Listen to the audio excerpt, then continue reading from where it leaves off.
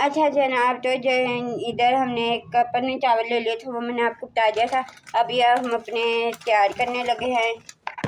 इसमें हम डालेंगे चावल। ये आपने एक कप चावल लिए हैं तो हाफ कप आप ये दाल लेंगे। उड़द की दाल भी सेकते हैं और उड़द दाल भी सेकेंगे।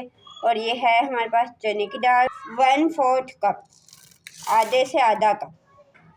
और ये है हमारे पास मेथी दाना, ये जाएगा इसमें।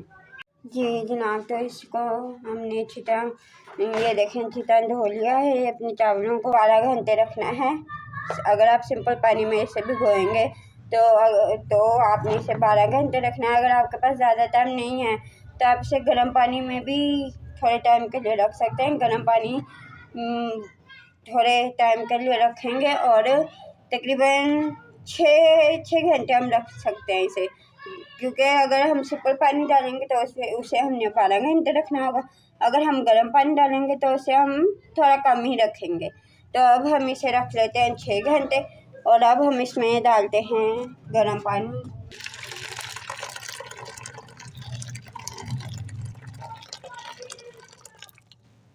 आपने इतना पानी डालना है कि आपको सही आपके जो चावल हैं दाल हैं वो अच्छी तरीके से ना भीग जाए, मिक्स हो जाए।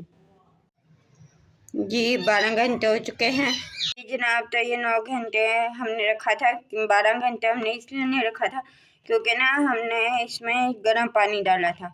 अगर आप गर्म पानी ना डालते तो आप पूरे 12 घंटे रखते। इसमें हमने थोड़ा गर्म पानी डाल दिया था, इसलिए अब हमने इसे सिर्फ तकरीबन 8 से 9 घंटे इसे रखा है।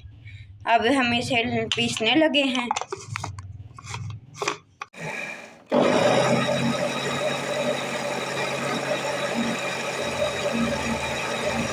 जो चावल थे जो हमने भिगोए थे डोसे के लिए, ये हमने अपनी डो तैयार कर चुके हैं।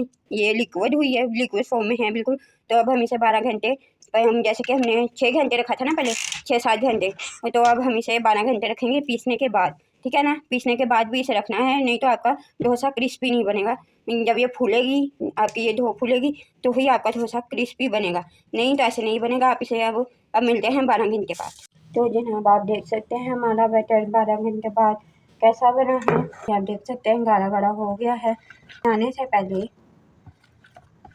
से पहले आपने तकरीबन आधा घंटा पहले इसे खोल लेना बनाने से पहले। और फिर आपने इसमें नमक ऐड करना है। 1 चम्मच नमक डाल देंगे हम, ताकि हमारा बैटर जो है वो क्रिस्पी बने और टेस्ट में खाने में अच्छा हो। ये हमने नमक डाल दिया है अपना 1 चम्मच। इसे अच्छी तरह मिक्स करेंगे और इसे रख देंगे, क्योंकि अभी हमारी गैस नहीं आ रही, इसलिए अब हम इसे रख देंगे। जब हमारी गैस आएगी फिर हम इसे पकाना शुरू करेंगे। वैसे आपका ये बैटर तैयार हो चुका है। ये देखिए, ना इतना थिक बना है ना इतना पतला है कि आपका डोसा ही ख़राब हो जाए। इसमें नमक मिक्स कर लिया है, अच्छी तरह मिक्स हो चुका है। अब इसे ढक के हम रख देंगे ताकि हमारा बैटर जो है वो अच्छी तरह नमक टेस्ट कर ले।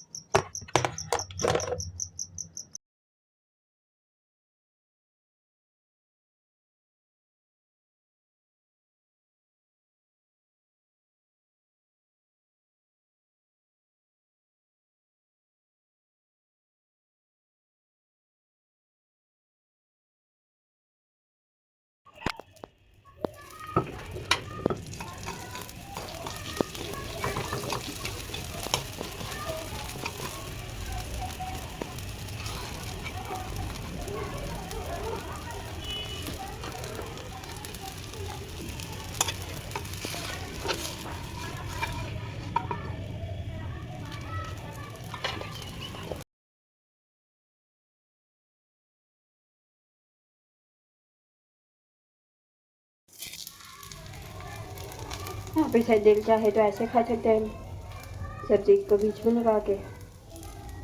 इसका जो बैटर है मसाला है उसे बीच में लगा के खा सकते हैं, या अलग भी खा सकते हैं, आपकी अपनी मर्जी।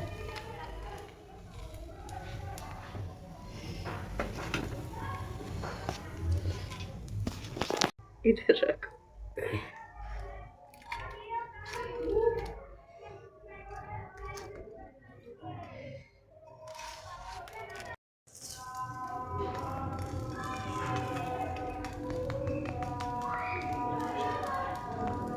ये देखें कितना अच्छा बना है डोसा। ये देखें हमारा तैयार हो चुका है डोसा। आपने ऐसे ही डालना है और ऐसे ही इसे अच्छी तरह करना है।